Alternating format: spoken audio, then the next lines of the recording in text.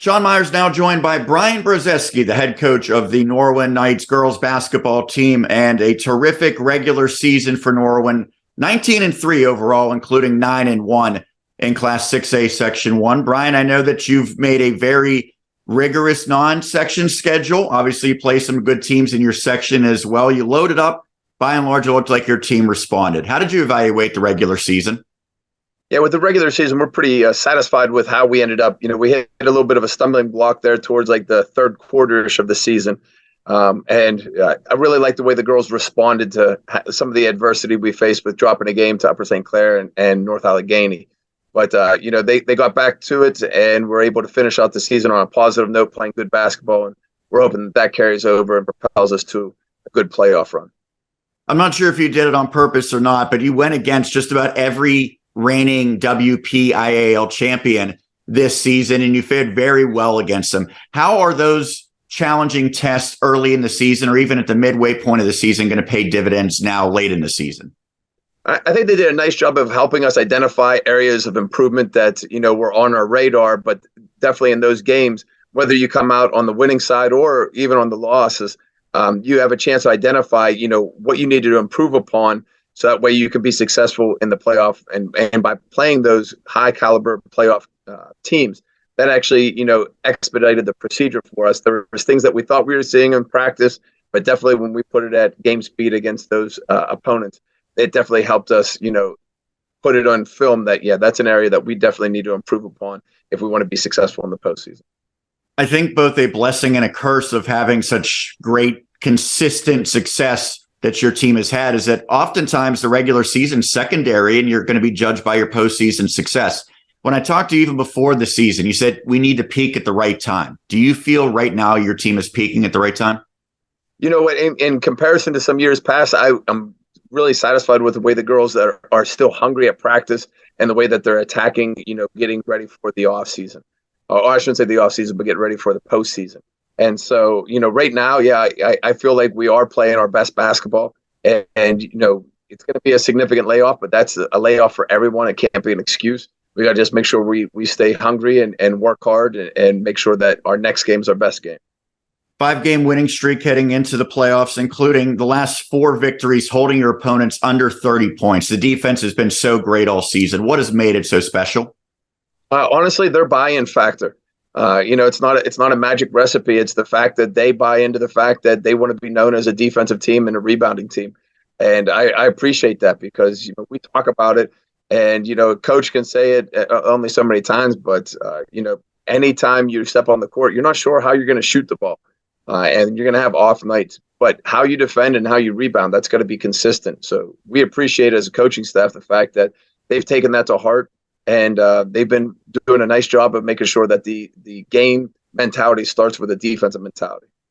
I think the word that comes to mind for your offense is either balanced or versatile, because you have players who can score inside, you can score from behind the arc, you have players who can take you off the dribble. How has that become such a strength that you can lean on 4 or 5 different girls any given night to score in any number of ways? Well, it's definitely been something that's been nice for us because as we were talking about previously, we have different opponents, obviously, and every opponent has the ability to take something away, but they also have a potential weakness. And so depending upon what that weakness is and what they're trying to take away from us, we can rely on different types of playing styles and different personnel pieces to help carry that load of putting the ball in the hole. All right, let's talk about the seeding. I know that 6A, it's a little different because it's a smaller bracket. There's fewer teams, and that means just about every team's really good. You end up getting the number 3 seed going against number 6 Baldwin. What did you anticipate, and what was your reaction when you found out you're number 3? You know what? I've really been in it for so long. I really don't spend a lot of time trying to predict where we're going to be or who it's going to be against. I kind of wait till the bracket comes out. I think earlier on, I spent a lot of time trying to make predictions. Thought I put all the time in it and thought I had it down to a science, and I was completely wrong. So honestly, anymore, I kind of just wait for everything to come out. And our mindset is that, right now it's a 1-0 season. We're trying to go up against Baldwin and get that first win and to try to elongate the season. Not really focused on anything other than the fact that Baldwin's the team that we have to beat. And once and that game is concluded, if we're fortunate enough to be on the better side of things, we'll take a look at the next opponent. But right now, not really analyzing the bracket too much as a whole. I know you probably won't say it. So it certainly seemed like you had a case for maybe the number 2 seed, although North Allegheny did win the more recent meeting. And oftentimes that sort of goes as the tiebreaker, even though you won pretty convincingly earlier in the season. So not able to look ahead at all because, as you said, you have to get past Baldwin. What will be key against the Highlanders to get deeper into the playoffs? You know what? Currently, I haven't had a chance to, analyze any film because just found out about 2 hours ago, who we were actually playing. I had a chance to kind of see them here and there as we were scouting some of the teams from the other side, which is an advantage, whenever we were playing Mount Lebanon, when we were playing Upper St. Clair and Bethel Park. But as far as, what we have to try to attack and what we have to do, don't really have the game plan laid out just yet. But, our focus is going to be on making sure that when we show up, we play our best basketball. And that's kind of where we're going to spend the next couple of days. And then we'll be focusing on the Highlanders starting Monday. Lastly, it's about 2 weeks or maybe exactly 2 weeks in between your last regular season game and then that playoff game. So I'm sure you're going to get some scrimmages in, but how do you make sure that you come out completely ready to go from the opening tip-off? Yeah, it's a fine line, and it's one that, changes every year. I appreciate the consistency that the WPIAL has had with given that same amount of time. And so, you could kind of prepare the girls and let them know, hey, we're going to have some time off. But the big thing is to make sure that, we rest up and heal up as best we can, but we still have to stay sharp.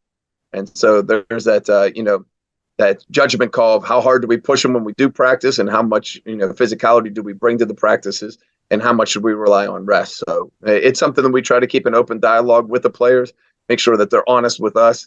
And, they have our trust that, we know that if they're telling us, hey, coach, we need maybe a day to kind of lay off the contact of the legs, we'll give it to them. Well, Brian, thanks so much for taking the time to do this. Congrats on a great regular season and good luck heading into the postseason. Thank you. Much appreciated.